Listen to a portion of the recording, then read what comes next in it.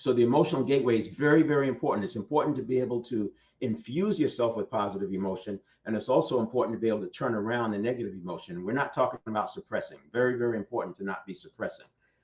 Because when you suppress negative emotions, you also limit your ability to experience the positive emotions. So each of the areas, each of the four areas has roughly well over a dozen resistance factors. And then for the resistance factors, I have what I call empowerment catalysts that overcomes them.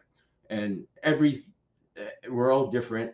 We're all the same, but we're also all different depending on how you look at it. And so I create or I bring in the empowerment catalyst based on whatever that resistance the person is going through. And so everybody doesn't need all the empowerment catalysts and everybody doesn't have all the resistance factors. I'm looking for the two or three that are mainly in the way. And then next thing you know, we're managing their state, managing their emotions. So it depends. Everybody's different is the point.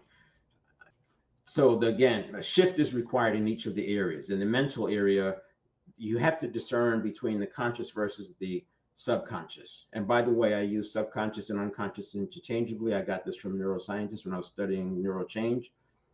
To be a neurochange practitioner, I was able to do that with neuroscientists, and unconscious, subconscious, it doesn't matter which one you use. And I tend to use subconscious because I make the point that the sub by definition or by name is below, and then you have the conscious mind and then the higher self. Fast thinking is coming from the subconscious. It's not thinking at all, it's associations. It's like your light flashing before your eyes when you fall off of some tall object.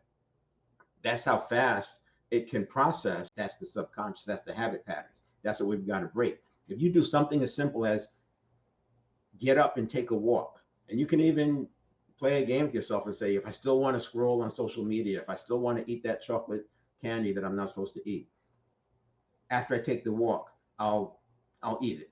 I'll give myself that permission to eat it. The reason why we play that little game is because the subconscious is already off and running and it's firing off those patterns, and the habit sometimes is hard to stop. And this designed to make you stay alive. The purpose was to stay alive long enough to procreate. So it's very, very powerful. It will overpower your willpower. But if you break the pattern and you get a whole different set of neurons firing, it's not even important. That chocolate candy, no, I don't even want that anymore because now this other thing is more exciting.